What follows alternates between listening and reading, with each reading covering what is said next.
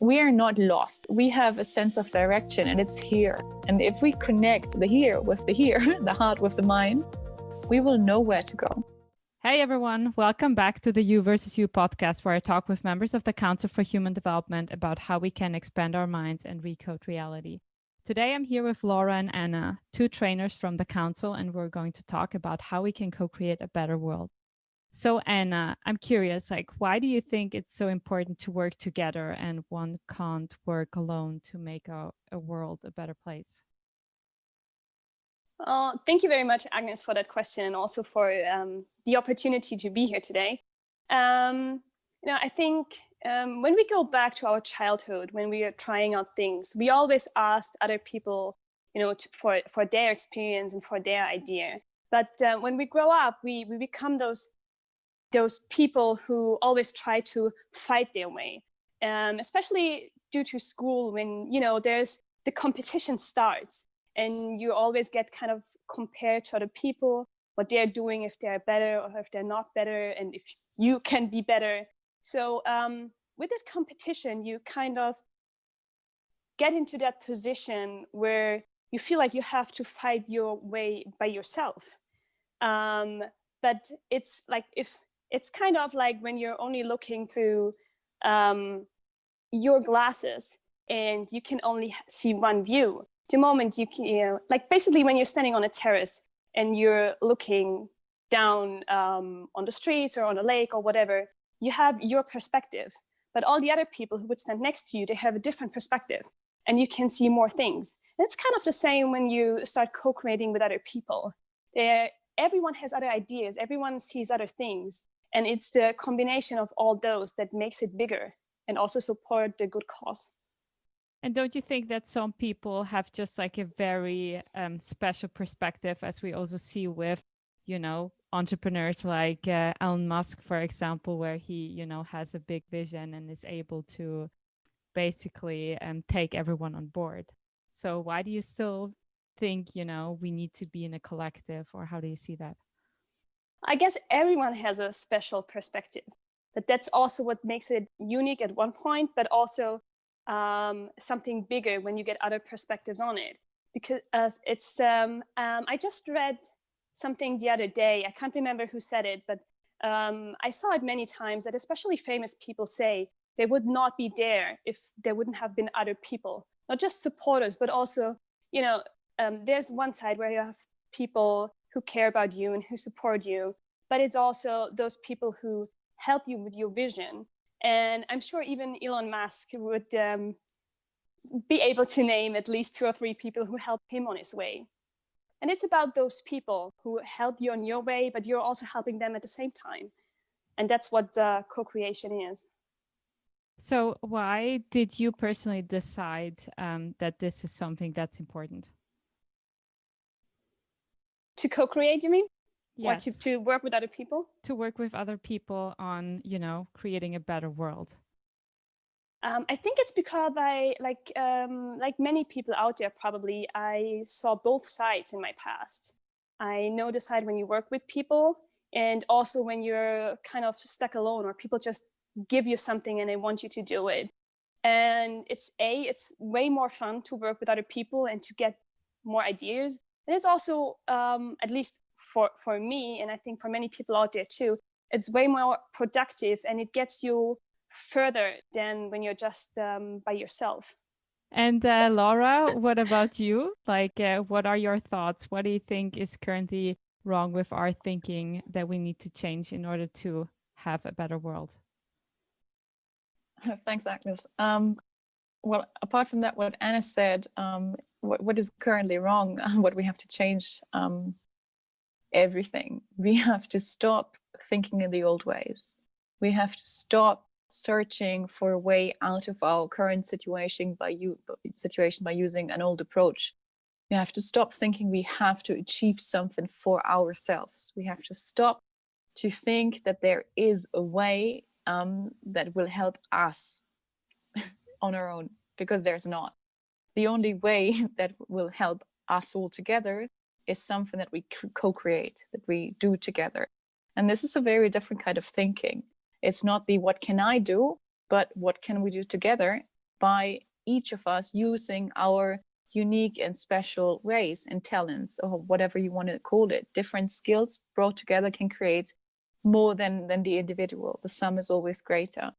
And it's been said many times before, but to actually bring it into action, to implement it, is something very different. And this is what we are promoting with the Cocreate movement by the Council for Human Development, is that we really want to encourage people to not only think within their own small sphere and realms, but to take another step out of it and say, hey, it doesn't matter whether we know those people. It doesn't matter whether we're in a completely different part of the world.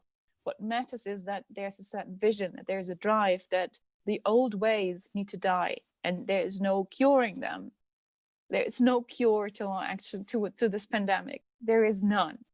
There is a new world to be rebuilt, and it takes all of us to do it, because none of us can do it alone. And this is why we emphasize and really want to encourage people to join us in co-creating this new world. Where does it start, you could ask?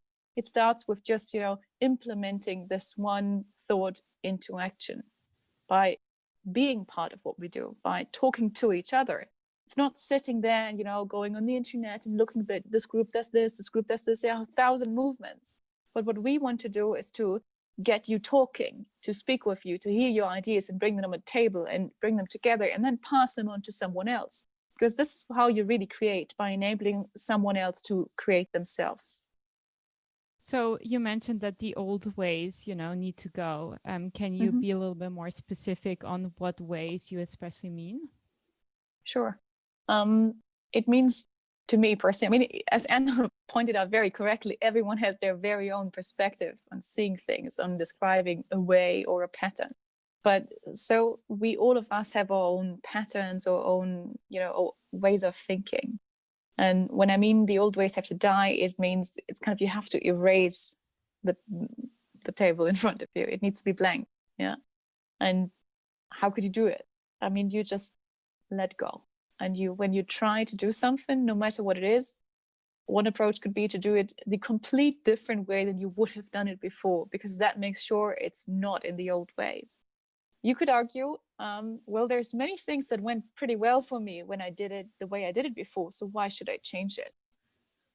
It really depends here with which intention you do what you do. So if you did things in the us mentality, and not only for yourself, but to create something bigger. And this could also mean that you bring joy to yourself, thereby being able to bring joy to others. So it's not like a total altruistic perspective in terms of, oh no, I'm not worth anything, so I'm doing everything for all the others. This is not what I mean, not what I'm talking about. It is essential that you yourself are in the right frequency to be able to help others co-create. But to lift yourself in that frequency, you have to accept that everything that has been. That means it's over. And you can restart your life every second. You can push the button right now.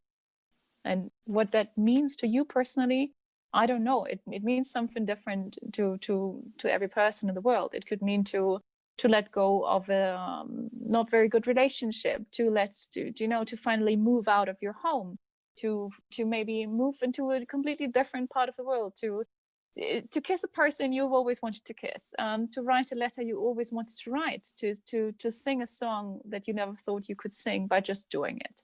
Yeah. So it could be anything.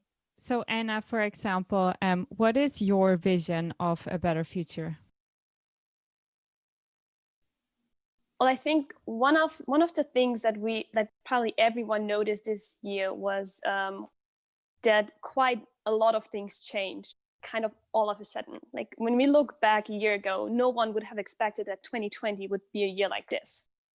And then all of a sudden COVID happened, the government take over, they tell you what to do and what you're not allowed to do. And all of a sudden everyone had to adapt. And most human beings are not really able to adapt very well anymore, especially when they get to a certain age where they just settle. They have their apartment, they have their house, they have their relationships, kids, favorite places to travel, but they are always in this comfort zone And it's very hard to get out of it. I mean, we've all been there many times. And of course, it's nice, you enjoy it. But it is these little moments when you get out of your comfort zone where yes, it is uncomfortable, but then you see many things in a different way. And like this year, for example, when everyone was all of a sudden faced with COVID and people all of a sudden had to work from home, they started thinking about their work environment quite differently. Like all of a sudden, maybe like coworkers weren't that annoying anymore, or you actually like maybe you enjoyed more working at home, or the freedom to be, around your kids or not. And I think it would be really, really great for the world and also for humankind to seize the chance of really, going through life and change as much as you can and experience as much as you can, and not just be stuck in your little world. And when we talk about co-creating a better world, it is about like getting the visions from other people to also change some perspectives in your life, and not just being stuck in your bubble, making sure you don't have to go to the edge of it. And I think this would really give everyone a chance to create a better world, also just by understanding other people or trying to put yourself in someone else's shoes instead of just blaming other people for their opinion. Because like very often, people, or you have friends or coworkers, and the moment you don't adjust to their opinion anymore, they're creating that distance just because it's challenging them, but it's also because everyone is on their island of certainty. And with co-creating a better world and with working together and exchanging different opinions, you cannot just expand your mind, but you can also influence people to expand your mind. And this will definitely get the world to a higher frequency and a better place for everyone. Laura, would you like to add anything to that when it comes to your vision of the future and what really needs to change? Well, Anna summed it up very well. The only thing I would like to add is that my vision has already begun to manifest itself by talking to you about it. And this is what I would like to invite everyone to consider, that their vision of their future starts now in the very, very, very second they consider it to be a reality. And this is when true co-creation of this world, it already has started. We are already in the future as we're speaking. And my personal vision is that that I can see it manifest all over the places. But I'm very confident it has already started. So what are the small steps that someone can take to start implementing changes and having an us mentality? The small steps. Well, the small steps is it's what I said before. You just do it differently. That's an easy route. Sometimes it might be a bit too much to just think about how to do it right differently, because there is no how to do it right differently. It's just the difference makes it right, because it makes it a change. And you will find out where it leads you. You will find out what leads you there. And we've talked about this before, Agnes, in one of our previous podcasts, and it's something I would like to re-engage here. It's we are not lost. We have a sense of direction, and it's here. And if we connect the here with the here, the heart with the mind, we will know where to go. And you can try it out. You can try out your intuition, and you will see where you feel something, where you might feel weird or better. And I encourage you to go where you feel better. So use the joy. Someone once said to me, let joy be your highest leader, your highest guide. And this is very important because joy has the highest frequency. Yeah. So if we are always led by a high frequency, as high as possible, we always aspire into a higher frequency, thereby already doing it. And this is what lies in our heart. If we are connected and if we follow this intuition, change comes automatically into the right way. But when we try to overthink it, as in, okay, I really want to change something now. What can I change? And you go like, but you're not really getting anywhere, and it's all brain, and it's not, the heart is not involved. And so your intuition is basically sitting on your shoulder going, Interesting. No, maybe you want to listen to me. Yeah. And then it's very easy. And you just try out what a different thing, and you'll feel whether it's right or not. Can you give us an example where you really followed your intuition and, how you experienced that? Like the thoughts of your head, basically, and the feelings of your heart? Yeah, I can give you an example where I did not listen to that. So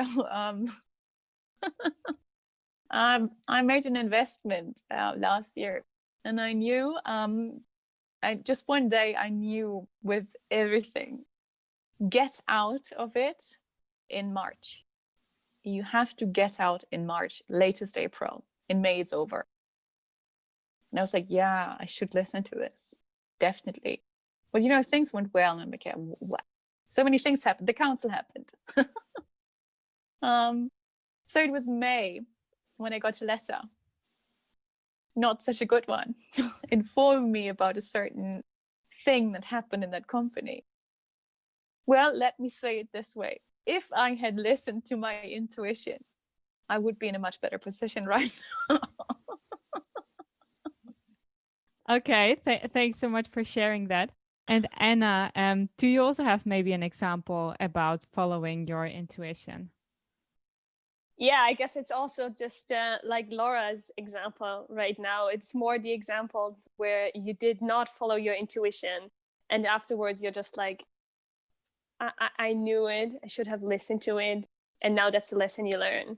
And it's interesting because, I mean, you can go out on the streets and talk to people, and they all had those moments where they or the stories they can tell you about when they thought they should do something, or they had a feeling they should do something or not do something, and they decided for the other road. And then, looking back, of course, one is always wiser, but yeah, it is. Everyone has this little voice, and it's just about also listening to it. And, sometimes also just to not take things too serious. And I mean, for me, I always think it's very important, or for me, it was always very important, or the best teachers were actually kids, because they don't take things too serious.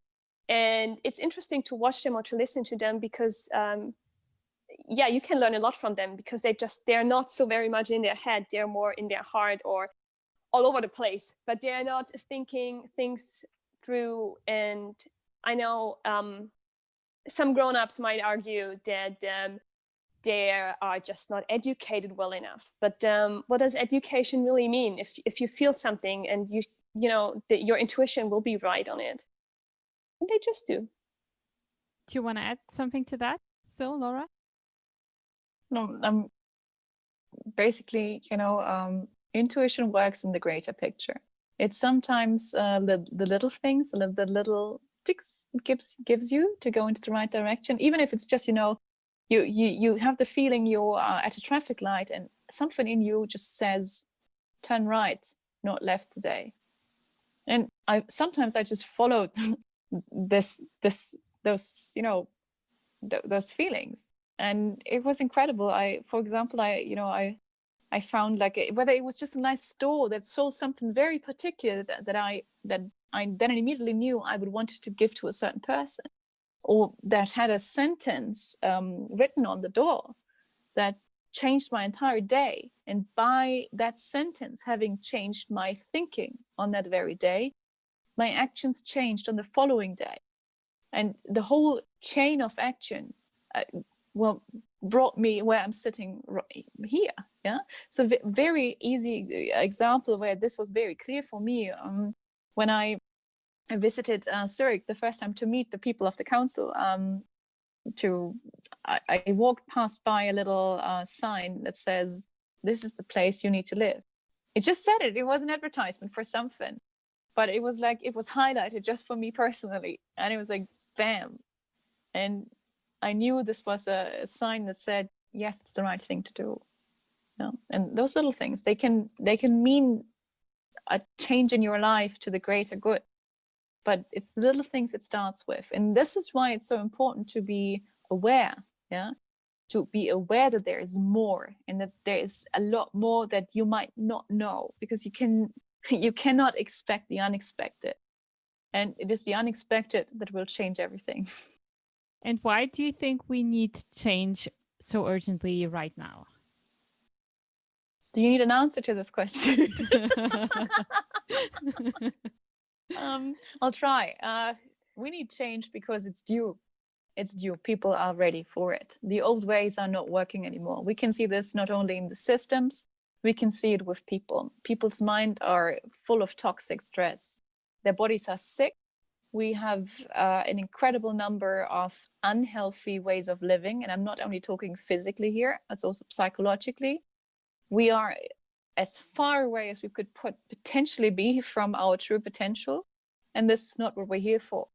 We're here to use it. We're here to explore it. But sometimes things need to get very dark and very shitty, to put it this way, before we realize that we're up in it until here. And we are at this point now. And this is why change is needed, because otherwise we're going to just suffocate in the shit. And Anna, I'm also wondering, what's your favorite initiative of the council? Okay, so one of my favorites is definitely the non-competitive argument. I know, Agnes, you took part in those before. It's basically where you just come up with an opinion of a person, or just general opinion. And the group of people is divided in two parts. One is going for the argument and the other one is against it. And well, people just have to change their opinion. So for example, the other day we've been arguing about whether there should be a death penalty or not. And your first position might be you have to go for it, but then you're also changing sides and you have to argue against it. And it really opened your mind and everyone else's. And it's not only just for the moment, but you keep thinking about it. And it's also that you take it into your daily life. When you start having an opinion, you think about it twice. Where you really have that opinion, is it really yours? Or are you just basically copying someone else? And that is definitely one of my favorite things. We do that twice a week with the Council for Human Development. We also do that sometimes in the trainings that we give on the free workshops. And it's super interesting just to notice how people cope with the situation, but also to see how it really opens their brains. And how has seeing that different perspective benefited you personally in your daily life and in your perspective? The good and also annoying part of it is that you really start to listen very deeply on what people say, and also start questioning the meaning behind it more. And that also refers to one of the things Laura just said. The world is very negative, not just since COVID, but also before. If you listen to people, it's always, they're coming up with so many rules in their heads. I have to do this, I have to do that. And if you simply ask them, why? Why do you have to go home now? Then, they get confused. Some of them even get angry. But it also, it definitely opened up myself. And you also influence the other people with it, because they start thinking about it too. And just to really start thinking, use the brain that you have, other than just, going along with everything and putting rules on yourself. That's the important thing. And that's also the thing that really hooked me with it. Laura, would you like to add something to that? Anna's put it to the point. I mean, we have such a negative polarity in this world right now. And, 2 times negative gives you a plus. So we're up for the plus. And if anyone else out there is up for the plus too, well, you should definitely check out the Council for Human Development and our Co-Create a Better World movement. And it would be fantastic to see as many of you as possible, because only together we can create the new. And well, I'm sure there's at least something in the old that you really want to let go. If you want to find out more, make sure to check out councilforhumandevelopment.org, and please share the podcast with your friends on Facebook, LinkedIn, Instagram, Twitter with the hashtag Council for Human Development.